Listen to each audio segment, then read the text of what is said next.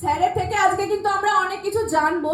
তা আমি স্যারকে বলবো, স্যার আপনি তো অনেক জায়গায় করছেন আর অনেক দূরে দূরে করছেন, অনেক মানুষ ভাবে আজকে তো আমি শুরু করলাম স্যার আমার তো হচ্ছে না, আমি কি পারবো? দুদিন করার পর সে কিন্তু বসে যাচ্ছে, ভাবছে আমার আর হবে না, আমি আর করতে পারবো না। সেইটা নিয়ে যদি একটু বলেন স্যার, আমরা খুব খুশি হব তাতে। প্রথমে আমি বড় ক্ল্যাপ চেয়ে নেবো সুবর্ণা ম্যাডামের জন্য।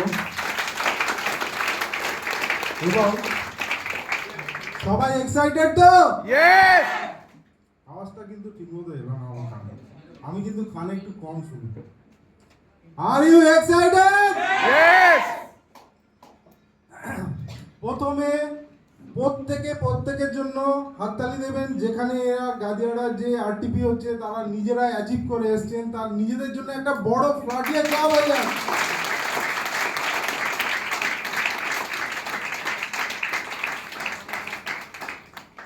এই জায়গায় বা এই সাকসেসফুল কোনো জায়গায় যাওয়ার জন্য কোনো বয়সের বার্নিং নেই, যেটা আমাকে কোশ্চেনটা করলো। আমি একটা ছোট্ট ঘটনা দিয়ে বলবো। কেএফসির যে মালিক ছিলেন তিনি শুরু করেছিলেন 69 ইয়ারে এবং উনি বিলিনিয়ার হয়েছেন 88 ইয়ার্সে। তো শেখার কোনো বয়স হয় না, বিজনেসের কোনো বয়স হয় না, সাকসেসের কোনো কিন্তু বয়স হয় না। যারা ভাবছে আমরা বয়স বুড়ো হয়ে গেছি, আমাদের 60 আপ হয়ে গেছে, আমাদের আর কিছু করার নেই, তো সেই জায়গায় দাঁড়িয়ে এইগুলো কিন্তু জলজান্ত উদাহরণ।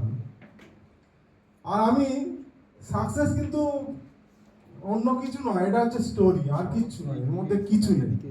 আপনাকে কিন্তু যে কোনো ফিল্ডে, আপনি এডুকেশন নিন, কোনো বিজনেস করুন বা যাই কিছু করুন, পেশেন্স কিন্তু আপনার একদম রাখতেই হবে। যে কোনো জিনিসে পেশেন্সটা না রাখলে কিন্তু কোনো জিনিসে আপনি কিন্তু সাকসেসে কিন্তু বিভিন্ন জায়গায় বাধা পাবেন।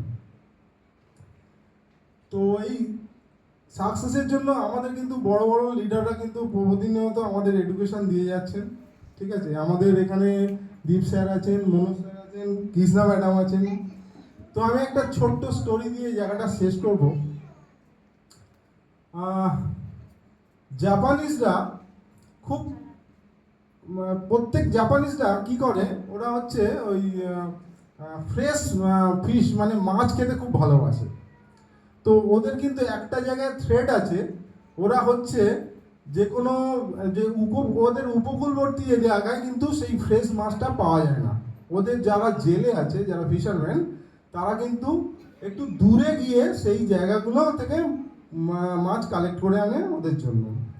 তো এবার যেখানে দূরে যেতে গেলে হয়তো 2 দিন 3 দিন লেগে যাচ্ছে, তো সেই জায়গায় দাঁড়িয়ে তারা কি করছে, যখন মাছটা ওখান থেকে কালেক্ট করে আনছে বাজারে, তখন সেই মাছগুলো কিন্তু অতটা ফ্রেশ থাকছে না, কিন্তু সেক্ষেত্রে মার্কেট অত ভালো হচ্ছে না। তাদের মনের মধ্যে কিন্তু একটা বারবার হলো, তাহলে আমরা মার্কেটে সাপ্লাই করবো কীভাবে।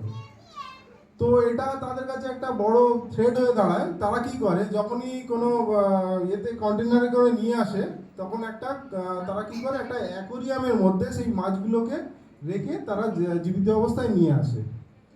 তো জীবিত অবস্থায় নিয়ে যখন আসে, তারাও দেখলাম সেখানেও কিন্তু খুব একটা কিছু করছে না, কারণ যারা নোনা জলে থাকে এবং অ্যাকোরিয়ামের মধ্যে এলো, তখন কিন্তু তারা ততটা ফ্রেশ কিন্তু বাজারজাত হচ্ছে না, এবং তারা মানে মার্কেটের যে লোকগুলো যারা এন্ড ইউজার, তারা ভাবছে এই ভালো ফিস আমরা পাচ্ছি না। তো শেষমেশ তারা একটা কি করলো, একটা বড় কন্টেনার করলো, বড় কন্টেনারে সেই মাছগুলোকে ঢোকালো, ঢুকিয়ে সেখানে কয়েকটা শার্ক ছেড়ে দিল। ছেড়ে দিয়ে তারা কি করছে, যে শার্কগুলো ওই ছোটো ছোটো মাছগুলোকে তাড়া করছে, তারাও কিন্তু সারাদিন ধরে তাদেরকে তাড়া খেয়ে চলে যাচ্ছে, কারণ জানে আমি যদি তাড়া না খাই তাহলে কিন্তু তাদের মুখে গিয়ে পড়তে হবে এবং আমার জীবন বিপন্ন হবে। তো সেক্ষেত্রে এবার তারা দেখলো এই জিনিসটা কিন্তু খুব ভালো একটা এফেক্ট ফেললো, যে মার্কেটে তারা ফ্রেশ মাছগুলো কিন্তু আনছে, কারণ কি তারা যে জলের মধ্যে কন্টিনিউ চলতো, সেই জায়গা থেকে তারা কিন্তু ফ্রেশ মাছটা বাজারজাত করে যাচ্ছে। তো আমার এই বলার বক্তব্য হলো এইটাই, সাকসেসফুল আপনি হবেন। আর এই শার্কগুলো কিন্তু এই বড় বড় যেটার ছবিগুলো দেখছেন, সেই শার্কগুলো তারা আপনাকে প্রতিনিয়ত তাড়া করে যাবে, এবং আপনি একটা দিন একটা সাকসেসফুল জায়গায় যদি না পৌঁছান ততক্ষণ পর্যন্ত আপনাকে তাড়া করে যাবে। Thank you thank you